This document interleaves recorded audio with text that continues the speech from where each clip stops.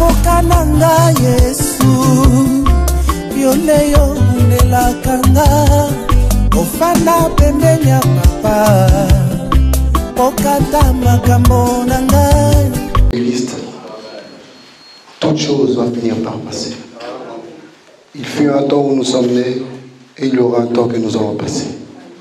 Mais toi, Père éternel, depuis que tu resteras à tout jamais éternel. Raison pour laquelle nous voulons que ta parole qui est éternelle puisse venir en nous et nous donner aussi la vie de l'éternité. Nous te rendons la gloire et nous te bénissons. C'est en ton Saint, dans Jésus-Christ, que tous les saints, tous les élus enclament au nom de Jésus-Christ de Nazareth. Amen. Bon, je suis un peu la surprise de cet événement, n'est-ce pas? Amen. Tout le monde a sa photo sur l'affiche, mais il n'y a pas ma photo. Amen. Je suis venu seulement hier, on m'a annoncé que frère Kachama, demain prépare-toi, tu vas dans la guerre. Bon, on n'a pas le choix, n'est-ce pas? Il a l'habitude de me faire ça, donc on commence à s'habituer. Amen. Nous allons prendre les Écritures dans le livre de Colossiens chapitre 1, verset 26. Amen. Le frère Bayama peut nous aider. Colossiens 1, verset 26. Amen. Le mystère caché de tout temps et dans tous les âges, mais révélé maintenant à ses saints. Amen. Amen. Le thème que nous avons choisi, enfin que eux ils ont choisi, pas moi, c'est dans la nuit que Jésus fut livré. Et sachez que nous avons le ministère, nous avons cet esprit de, comment pourrais-je dire, de complémentarité. Amen. Nous ne nous contredisons jamais, mais nous nous complétons toujours. Donc, si un frère a pris le chemin droit et que je prends le chemin gauche, ne soyez pas troublés, mais comprenez la pensée du prédicateur. Amen.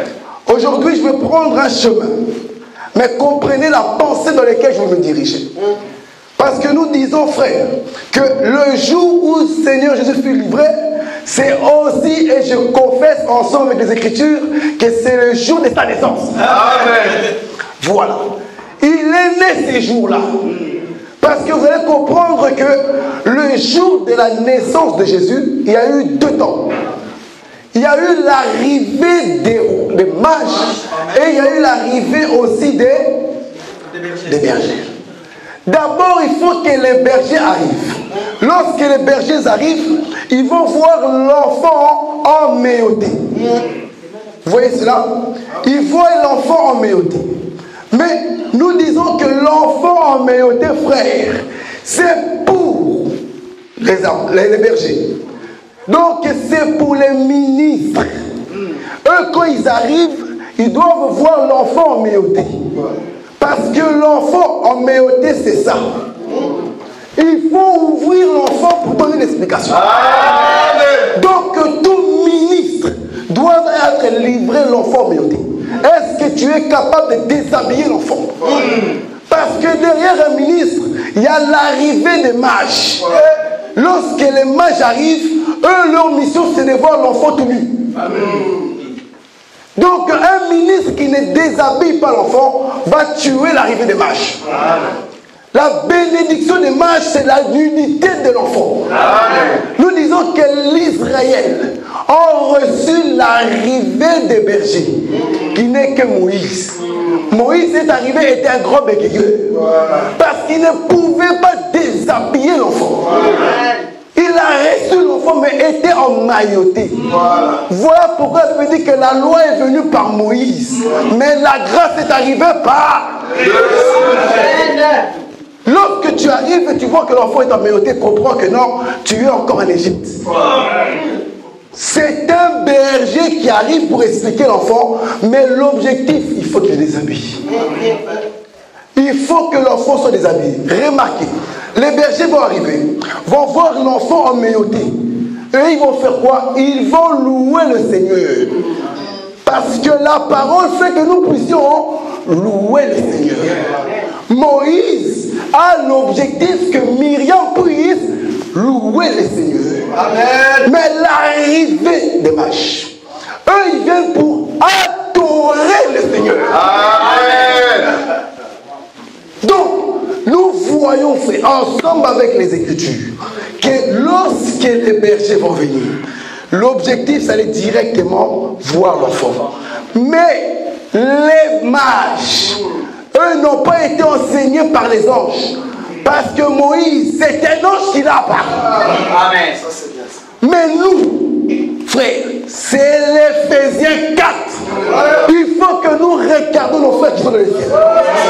Parce que nos bien-aimés Joseph, il va dire quoi? Non, dans le ciel là, c'est une famille. Voilà. Quand Dieu va parler à Abraham, il va dire regarde le ciel. Là-bas là, c'est une famille.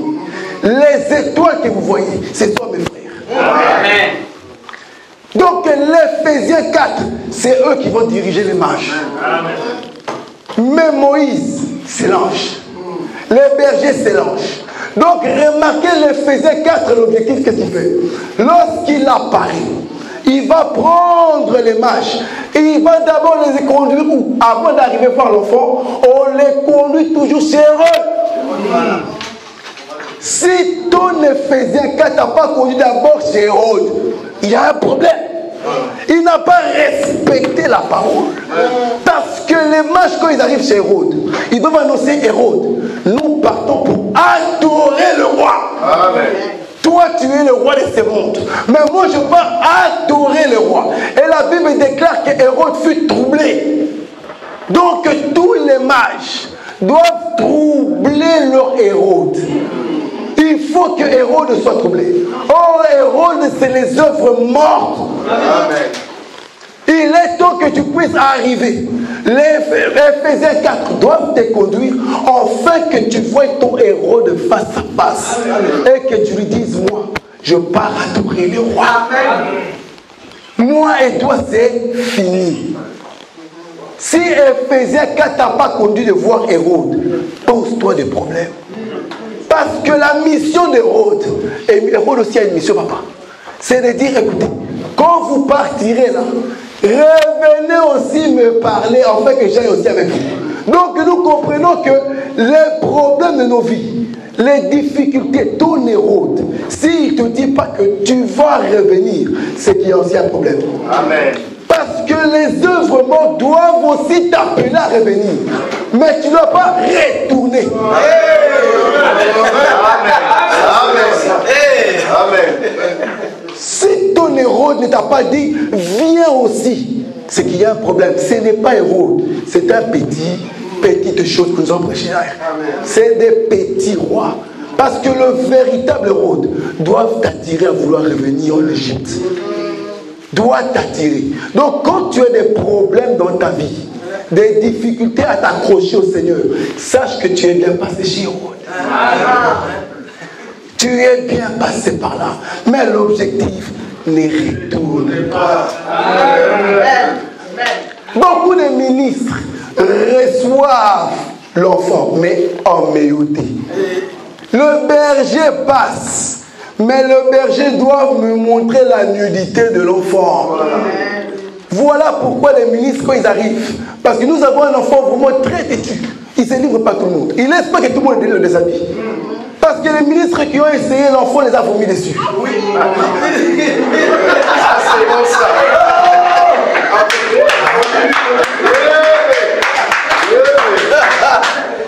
Certains ont essayé, frère. L'enfant l'a refusé. Voilà pourquoi ils vont prêcher les liens des familles. Ils vont prêcher que non, les 7 liens pour lier ta grand-mère qui ont voulu. Ça, c'est le vomissement de l'enfant. L'enfant n'a pas voulu qu'il soit déshabillé, frère. Amen. Parce que l'Éphésiens 4 doit être déshabillé.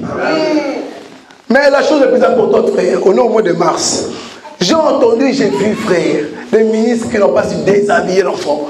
Ils ont prêché le 8 mars. Vous savez c'est quoi le 8 mars?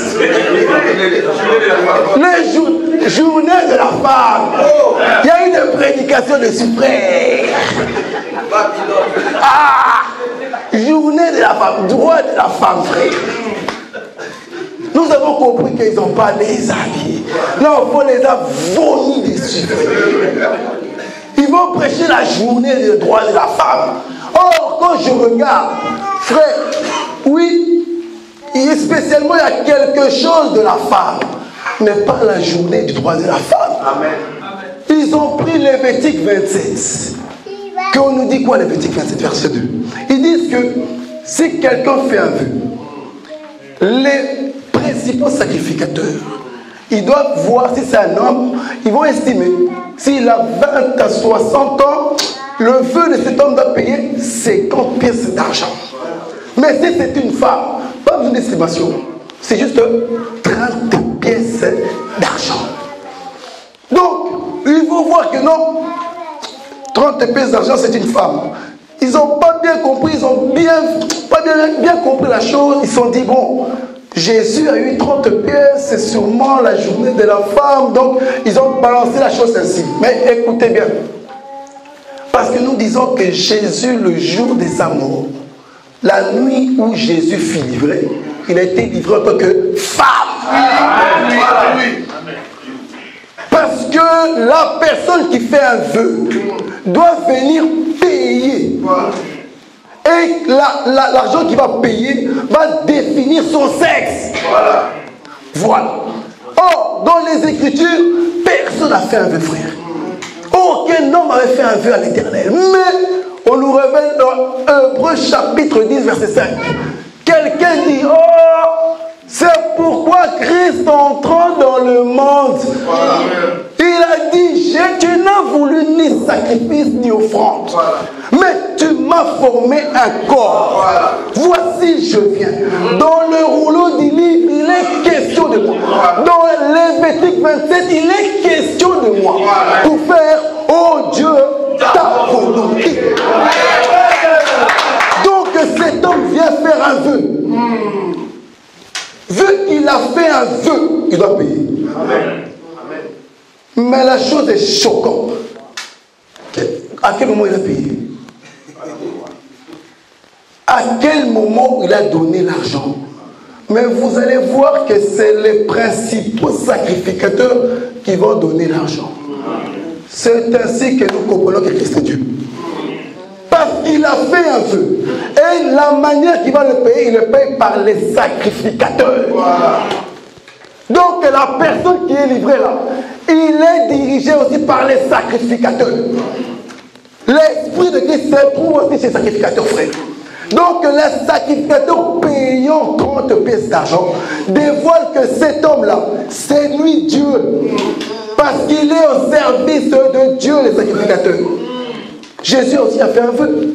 Il a dit, oh, enlève-moi cette coupe. Mais, du moins, que ta volonté soit faite. Voici le vœu. Donc, nous disons que quand on paye à Judas, Judas prend l'argent et fait, hey, l'argent normalement donné au sacrificateur, ce n'est pas à moi. Mais vu que c'est les sacrificateurs qui donnent, l'argent doit retourner au temple. Amen. L'argent retourne au temple. Judas doit remettre l'argent là-bas. Ce n'est pas à lui. Il retourne l'argent au temple. Donc Jésus fut livré en tant que femme. Voilà. La faiblesse du roi. La faiblesse de Dieu puissant. Il s'est fait faible pour toi et pour moi. Donc à la croix, c'est une femme qui est livrée. Remarquez aussi les témoins. Autour de lui, il n'y avait que des femmes. Amen. Les disciples ont compris que ce n'est pas leur place. Ils devaient partir. Un seul qui m'est resté, Jean. Pourquoi? Parce que Jean, c'est celui que Jésus aimait. Voilà. Donc nous comprenons qu'à la croix, ce n'est pas la journée du trône de la femme, mais c'est la soirée du trône de la femme. Ce n'est pas la journée, c'est la soirée, frère. La journée, c'est l'homme, mais la soirée, c'est la femme. Ça, c'est les Écritures emmaillotées que nous avons prêchées. Oh non, le 8 mars, sommet de la femme qui se rassemble. C'est les journées de la femme. Et ils vont se rassembler. Oui, papa fait bien la nourriture. Maman, voilà, voilà.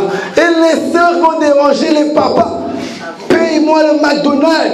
Amène-moi au restaurant. C'est la journée de la femme. Oh. Non, nous vivons la soirée de la femme. Mais leur journée dure que 24 Après, c'est fini. Mais nous avons une année. Une année de la journée de la femme. C'est toujours pas fini. Nous avons une année. Nous comprenons que la soirée de la femme, c'est ça le temps de la grâce. Amen. Le jour, la nuit où Jésus fut livré, c'était la soirée de la femme, frère. C'était là que l'homme a manifesté l'amour envers sa femme. Il devait amener la femme au lit. Très important.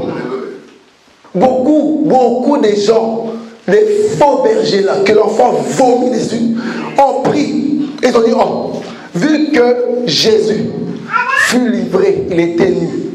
Donc, il a donné la sémence à la femme en étant nue.